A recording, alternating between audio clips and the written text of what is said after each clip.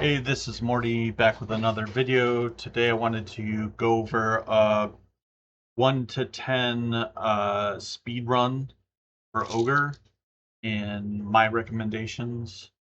So we're going to utilize a couple things that are maybe out of the norm of what other people would want to do. The first thing that we're going to do is definitely do the tutorial. So we're going to go into the tutorial.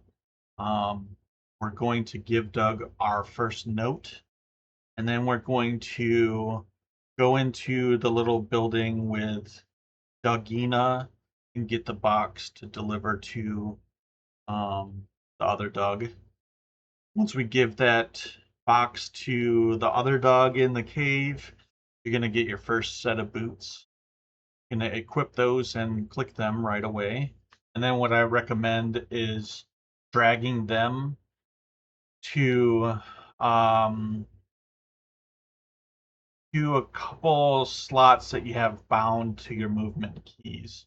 So my example here would be if I had the boots, I'm on like a different server um, because the beta is over.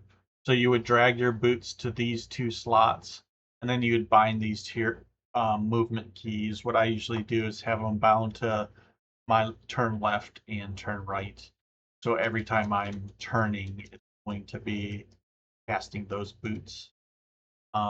Then what I recommend is you make a camp macro. It's just as easy as this. So you can do this while you're moving. You have like numlock to auto run someplace. You can do that while you're moving. Excuse me. Then you're going to go to the dead Doug area and you're going to kill all 5 skeletons there. You're going to get 2 extra boots. So you're going to want to put those extra boots, do not combine them, put them in your any slots. This will give you more hit points, more AC, and then you can destroy the last skull that you have in your inventory. The next thing that we're going to do is we're going to run to the Doug that you gave the letter to right at the beginning, and you're going to use your camp macro, and you're going to, I recommend putting it on your bar here so you can just push the number that's associated with it, okay? So you're going to camp, and it'll give you an option to log out right away. Then you can just click that and hit enter right away. Right after you click it, hit enter, and it's going to log you back into the game. So you're going to do that. Um, what it does is it actually gives you a new letter to give to Doug. And you're going to get 4 experience every time you do that. So you're going to do it about, I think it's 8 more times that you need to do it, but it's so quick that you're going to go from 71% to dinging to level 2. And why that's significant is because at level 2, you can get your first mage pet. So the mage pet's going to be the best starting pet at level 2. It's 5 levels higher, or sorry, it's level 5. So it's going to carry you. And all you need is 1 malachite to get that started, and that's how much money you get from doing the turn-ins in the starting area. So then once you get out of there, I recommend that you get rid of your tattered note, and I'm going to show you why. Turning it in gives you your quest item, and it's very insignificant how beneficial it is. You don't need to waste your time with it. You can just, as soon as you enter this area, instead of doing that turn in, the experience isn't even worth it. So you can just go to your pick and select a different pick. And what that's going to do is teleport you to the zone line.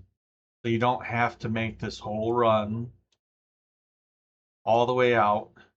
You'd already be loading in at the other side of the zone. and then you can determine if you want to step out right away or if you want to run back with your movement speed boots to the vendor that's up and around this corner and buy one malachite so that you can summon your mage pet. The mage pet, or sorry, the guy that sells malachite is going to be in this spot right up here, because this is a different server. It's not here. It'll be right here. You just buy one malachite, and then you can either do the load thing again for another pick. Actually, I don't think that you can because the pick timer is exhausted once you do it for 200 and something seconds. So you'd have to run back to the zone in here. One other thing to know is when you're running for XP, you can use a new loadout to heal yourself to full. So if you're on low hit points, you can just reload your loadout to get to full hit points. But the issue with that is if you have a pet, it will kill the pet. So you don't want to do that if you're only running off of one malachite. But if you're running, say, like double melee class and you want to get full hit points again, you just get out of combat and reload your loadout, and you'll get back to full hit points. You can do that in the starting areas, and some zones that are adjacent to starting areas still let you do that. So you can do it in West Commons, Freeport, North Row, or is that South Row? I always get those mixed up. You can do it in Kinos. I'm pretty sure you can do it in Kinos Hills. You can do it here in Ferrat. I think you can do it in Inathu Swamp too. One thing that you want to make sure that you're doing is taking advantage of pick zones. Every time you zone, you can use your pick ability to succor again. So if I was, say I was all the way over by Inathu Swamp experiencing, and I wanted to come back to Oguk instead of using my origin to come back, I could die, or I could just use a pick, and it would bring me back to. It's close to the succor point here. It's more or less at the end of this road right here. So you're not in aggro range if you're kill on sight where it takes you. It could be right about here. So another thing that I would recommend you take advantage of is just asking general chat for somebody to give you an invite and summon you to your favorite experience zone. So when you're starting out, if your favorite experience zone is, like West Commons, ask for that. If it's GFA, I'm sure there's going to be tons of people experiencing Pinos Hills, GFA here, and Row, whichever one is the Ixar starting area. So you can easily get invites, as long as people are, being helpful like that, and they should be on day one. There's not really any disadvantage to doing that unless you're waiting to do it for your friends. So just pick your favorite zone. I recommend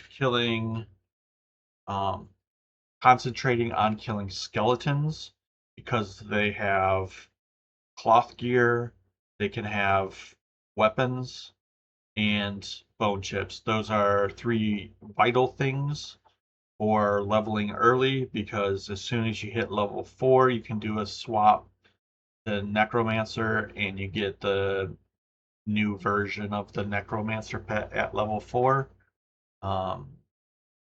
Then once you have enough money and you turn level 6, you can get the next version of the Mage pet if you have some malachite, some more malachite. I think when I was leveling in the Warrens, I went through 5 or 6 malachite to get to level 10. So it's not a ton that you need, but it is a little bit. My fastest run from 1 to 10 was 1 hour 55 seconds with combination of, or sorry, 1 hour 55 minutes with a combination of um, Beast Lord and Necromancer Mage, just switching back between the two. Once you get Firebolt at level 5, Mage becomes a little bit faster kills than Necromancer, but Necromancer certainly has a lot more sustain, so you're waiting around a little bit less. Make sure you're using a start. You don't have to use my combo. Just use a combination that has some sort of defensive skill. I highly recommend Evasion to start with, and that's why I chose Beast Lord, because it has Evasion, it has Divination, so every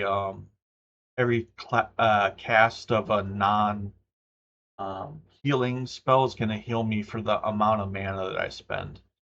So that's beneficial if you're not playing Necro. Even if you are playing Necro, you're getting the heal off the tap and you're getting the heal off the mana cost. So that's beneficial. And then that's about it. Real quick video today. Hope you guys like that. It's pretty easy to get to level 10 quick. You just have to have a decent starting area and be able to sustain without downtime. Have a good one. See you at launch. Peace.